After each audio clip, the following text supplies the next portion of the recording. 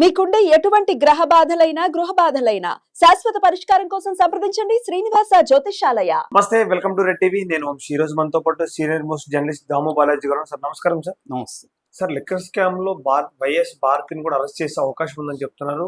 Telugu Desam media కూడా చెప్తుంది. YS Anil అనే వ్యక్తి మీద, తర్వాత కొన్ని కంపెనీల మీద దాడి చేసినట్టుగా చెప్తున్నారు.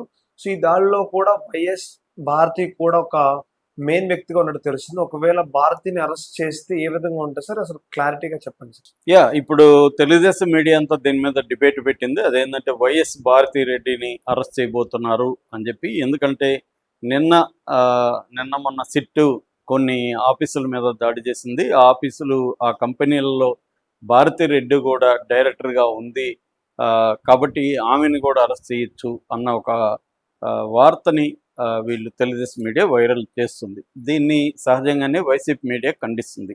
అసలు ఏం జరిగింది, భారతిరెడ్డి ఏ కంపెనీలో డైరెక్టర్గా ఉంది, అసలు సిట్టు లేటెస్ట్గా ఏ కంపెనీల మీద దాడి చేసింది, ఈ విషయాల గురించి మనం మాట్లాడుకుందాం. సో సిట్టు వచ్చి వైఎస్ అనిల్ రెడ్డి అనే ఒక వ్యక్తికి సంబంధించిన కంపెనీల మీద చెన్నైలోను హైదరాబాద్లోను ఈ రెండు సిటీస్లో కూడా దాడి చేసింది. ఈ వైఎస్ అనిల్ రెడ్డి ఎవరంటే జగన్కి పెదనాన్న జార్జి రెడ్డి అని ఉన్నాడు, ఆయన కొడుకు అనమాట. ఇతను పులివెందులో పుట్టిన చెన్నైలో స్థిరపడ్డాడు. చెన్నైలో కంపెనీలు ఉన్నాయి. చెన్నై నుంచి ఆఫ్రికాలో కూడా అనేక దేశాల్లో కంపెనీలు ఉన్నాయి. ఇతను జగన్కి బినామేనా అంటారు. ఇతనిది గతంలో జేసీకేసీ అనే ఒక కంపెనీ ఉంది. ఆ కంపెనీ తరపున జగన్ అధికారంలో ఉన్నప్పుడు ఇసుకని పెద్ద ఎత్తున స్మగ్లింగ్ చేశారు అనేది కూడా తెలుగుదేశం ఆరోపిస్తుంది. ఇతను స్మగ్లింగ్ చేసి ఇటు చెన్నైకి, ఇటు బెంగళూరుకి తీసుకెళ్ళి అక్కడ అమ్మేవాడు. ఇతని కంపెనీలు అమ్మేవి జేసీకేసీ అనే కంపెనీ పెద్ద ఎత్తున వచ్చాయనేది చెప్తున్నారు. నిన్న ఇతనికి సంబంధించి చెన్నైలో మైలాపూరు, టీ నగరు, పెరుంగుడి, అరకు కోటై ఈ 4 ఏరియాల్లో మొత్తం 8 కంపెనీల మీద దాడి చేశారని చెప్తున్నారు. అలాగే ఆల్వార్పేట, ఇజాంబాకం ఈ 2 ఏరియాల్లో ఆయన ఇళ్ళున్నాయి. ఇండ్ల మీద కూడా దాడి చేసి పలు కీలకమైన డాక్యుమెంట్లని స్వాధీనం చేసుకున్నట్టుగా చెప్తున్నారు. అట్లాగే హైదరాబాద్లో కొండాపూరు, ఇంకొక చోట 2 ఆఫీసుల మీద కూడా దాడి చేశారు.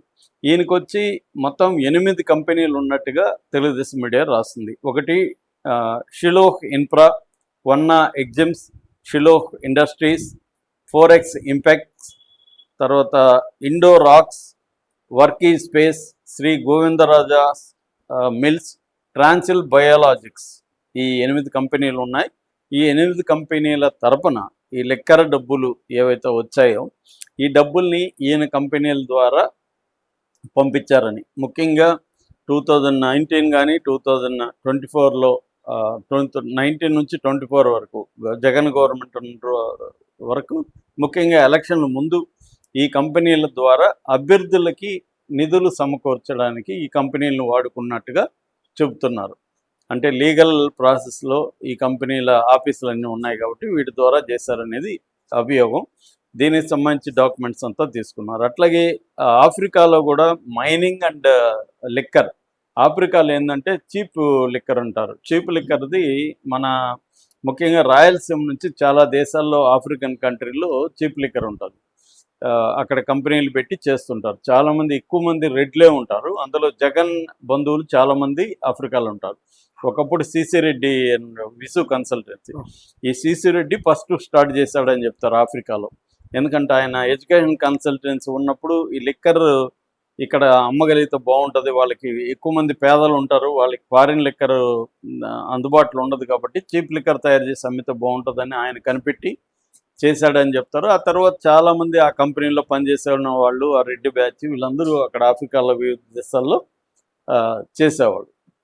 అలాగా ఈయన అనిల్ రెడ్డి కూడా జగన్కి బినామీగా చేస్తున్నాడని. ఇప్పుడు వీళ్ళ ఆరోపణ ఏంటంటే 2 కంపెనీల్లో, షిలోహ్ ఇన్ఫ్రా అండ్ 4X ఇంపాక్ట్స్, ఈ 2 కంపెనీల్లో 2020 వరకు వైఎస్ భారతిరెడ్డి డైరెక్టర్గా ఉన్నింది అనేది ఇటు జ్యోతిలో కానీ ఈనాడులో కానీ వచ్చింది క్లియర్గా ఫ్రంట్ పేజీలో. సో అందువల్ల ఆమెకు కూడా దీంట్లో వాటా ఉంది, ఈ స్కామ్లో వాటా ఉంది కాబట్టి ఆమెను కూడా ఇప్పుడు యాడ్ చేయబోతున్నారు అని. ఇదంతా ఎవరు చెప్పారు అంటే ఈ అనిల్ రెడ్డికి పర్సనల్ అసిస్టెంట్ దేవరాజు అనే అతన్ని వీళ్ళు అరెస్ట్ చేశారు. అతన్ని విచారించారు. అతను విచారించినప్పుడు అతనే ఈ విషయాలన్నీ బయట పెట్టాడని చెప్తున్నారు. ఈ దేవరాజు ఏంటంటే చిత్తూరు జిల్లా శాంతిపురం మండలం. ఈ కేసులో భారతీ సిమెంట్స్లో పనిచేసిన చాలా కాలం పనిచేసిన బాలాజీ గోవిందప్ప అనే అతను కూడా ఆల్రెడీ అరెస్ట్ చేశారు. అతను A33 అక్యూజన్ నెంబర్ 33గా ఉంటున్నాడు. సో వాళ్ళది కూడా ఈ శాంతిపురం మండలే, అంటే సేమ్ విలేజ్ అనమాట, మండలే. ఎవరిది? ఈ దేవరాజ్ది వాళ్ళది. ఈ Devaraju Anil Reddy assistant, personal assistant కాబట్టి అతనికి అన్ని విషయాలు తెలుసు, అన్నీ చెప్పాడని చెప్తున్నారు. సో ఇప్పుడు వీళ్ళు చెప్తున్నది ఏమంటే అనిల్ రెడ్డి దగ్గర డాక్యుమెంట్స్ అవన్నీ దొరికిపోయినాయి, హార్డ్ డిస్క్ దొరికాయి, మొత్తం డిజిటల్ డేటా అంతా దొరికేసింది. కాబట్టి క్లియర్గా భారతిరెడ్డి కూడా ఈ కేసులో ఇరుక్కుంటుంది, ఆమె కూడా డైరెక్టర్ కాబట్టి ఆమె కూడా ఇరుక్కుంటుంది అనేది ఒక దీన్ని ప్రజెంట్ చేస్తున్నారు. అయితే సాక్షి దీని మీద కూడా పెద్ద కథనం రాసింది, ఫ్రంట్ పేజీ కథనం. వాళ్ళు ఏం చెప్తున్నారంటే అసలు భారతిరెడ్డి లేదు దాంట్లో, ఒక ఆవిడ ఉంది భారతి, వైఎస్ భారత్ అని ఉంది, భారతిరెడ్డి అని పేరు ఉంది డైరెక్టర్గా. అయితే ఈమె కాదు. ఆమె ఎవరు? ఈ అనిల్ రెడ్డి వాళ్ళ తల్లి. అనిల్ రెడ్డి వాళ్ళ తల్లి పేరు కూడా వైఎస్ భారతిరెడ్డి. ఎందుకంటే జార్జిరెడ్డి, వైఎస్ జార్జిరెడ్డి భార్య కాబట్టి ఆమెకు కూడా వైఎస్ అనే పేరు ఉంటుంది. సో ఆమె పేరు కూడా భారతి కాబట్టి ఆమె ఉనింది అని వాళ్ళు ఒక ఇది చెప్తున్నారు అనమాట. ఏం చెప్తున్నారంటే మామూలుగా రిజిస్ట్రార్ ఆఫ్ కంపెనీస్ అని ఉంటుంది. రిజిస్ట్రార్ ఆఫ్ కంపెనీస్లో ఈ డేటా ఉంటుంది, ఇది పబ్లిక్ డొమైన్లో ఉంటుంది, ఎవరైనా చూసుకోవచ్చు. దాంట్లో చెక్ చేసి ఉంటే వీళ్ళు, ఈనాడు కానీ జ్యోతి కానీ, క్లియర్గా దాంట్లో ఏంటంటే రిజిస్ట్రార్ ఆఫ్ దీంట్లో డైరెక్టర్లు ఎవరెవరు, వాళ్ళ ఇంటి పేరేంటి, వాళ్ళ భర్త, స్త్రీలైతే వాళ్ళ భర్త పేరేంటి, ఏజ్ ఎంత, ఇవన్నీ కూడా డీటెయిల్స్ ఉంటాయి, అడ్రస్లు ఉంటాయి. అందులో ఆమె వయసు వేరు, ఈమె వయసు వేరు. ఆవిడ పెద్దవిడ, పైగా వాళ్ళ భర్త జార్జిరెడ్డి అని ఉంది, జగన్ అని లేదు. ఇవన్నీ వీళ్ళకి తెలియకుండా కాదు, చూసి కావాలని భారతి ఉంది కాబట్టి కొట్టేద్దామని అలా చేస్తున్నారు. ఇది దుష్ప్రచారం అని భారతి కూడా దీని మీద స్పందించి ఆల్రెడీ ఈనాటికి నోటీసులు పంపింది, లీగల్ నోటీసులు. మీరు నా వివరణని ఫ్రంట్ పేజీలో వేయాలి, ఆ న్యూస్ ఎలా వేశారో అలాగే వేయాలి, లేకపోతే నేను మీ మీద క్రిమినల్ చర్యలు తీసుకోమని కోర్టుని అడుగుతాను, కోర్టుకి వెళ్తాను అనేది ఆమె చెప్పింది. ఈనాడు మరి ఎలా స్పందిస్తుంది చూడాలి. ఆమె ఇంకోటి ఏం చెప్తుందంటే రిజిస్ట్రార్ ఆఫ్ కంపెనీస్ డిన్ అని ఒక నెంబర్ ఇస్తుంది, DIN అని. DIN అంటే డైరెక్టర్స్ ఐడెంటిఫికేషన్ నెంబర్. అది ఆ నెంబరు, నా నెంబర్ వేరు, ఆ భారతిది వేరు అని ఆమె చెప్తుంది. ఆ భారతిది 025842220 ఆ డిన్ నెంబరు, నాదేమో 0158056. సో నా నెంబర్లో మీరు చెక్ చేసుకోవచ్చు. ఈ నెంబర్ ఏంటంటే ఈ నెంబర్ ప్రకారం వాళ్ళు ఏ కంపెనీలో గతంలో డైరెక్టర్లుగా ఉన్నారు, ఇప్పుడు డైరెక్టర్లుగా ఉన్నారు, మొత్తం డేటా వచ్చేస్తుంది. అలాగా చూసుకున్నప్పుడు అనిల్ రెడ్డి తల్లి వైఎస్ భారతి తప్ప నేను కాదు. కానీ మీరు అవి చెక్ చేసుకోకుండా, లేదా చెక్ చేసినా కూడా కావాలని ఒక దుష్ప్రచారం, విషప్రచారం చేయాలని ఇలా వెళ్తున్నారు అనేది ఆమె ఆరోపిస్తుంది. సో ఈ నిజాలు అయితే బయటికి రావాల్సి ఉంది. అంటే ఇక్కడ తెలుగుదేశం మీడియా ఒక ఆరోపణ చేస్తుంటే సాక్షి లేకపోతే వైసీపీ మీడియా కౌంటర్గా వాళ్ళ ఆరోపణలు చేస్తున్నారు. నిజానికి ఇదేమి పెద్ద ఇది కాదు. ఖచ్చితంగా రిజిస్ట్రార్ ఆఫ్ కంపెనీస్లో ROC అంటారు, ROCలో ఉంటుంది డీటెయిల్స్, ఎవరైనా చెక్ చేసుకోవచ్చు. సో చేసుకున్నప్పుడు మాత్రం సాక్షి చెప్పిందే వాస్తవం అనే ఫీలింగ్ అయితే వస్తుంది. నేను కూడా చూశాను, ఆమె వయసు వేరు, అవన్నీ వేరే ఉన్నాయి.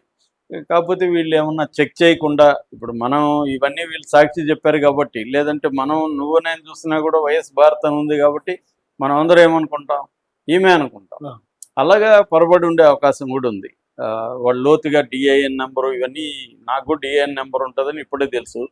అలాగే చాలామందికి తెలియకపోవచ్చు, పేరు డైరెక్టర్ లిస్టులో పేరు చూసినప్పుడు వైఎస్ భారత్ అని ఉంటుంది, మిగతా డీటెయిల్స్ పట్టించుకోకుండా మనం వైఎస్ భారత్ ఉందంటే ఈమె అనుకునే అవకాశం ఉంది. ఇట్లా రెండు పేర్లు, ఒక పేరు ఇద్దరికి ఉంటుందన్న ఇది ఆలోచించకుండా పోయి ఉండొచ్చు. మరి ఇప్పుడు దీని మీద ఈనాడు ఎలా ఈ నోటీసులు స్పందిస్తుంది అనేది చూడాలి. Thank you sir.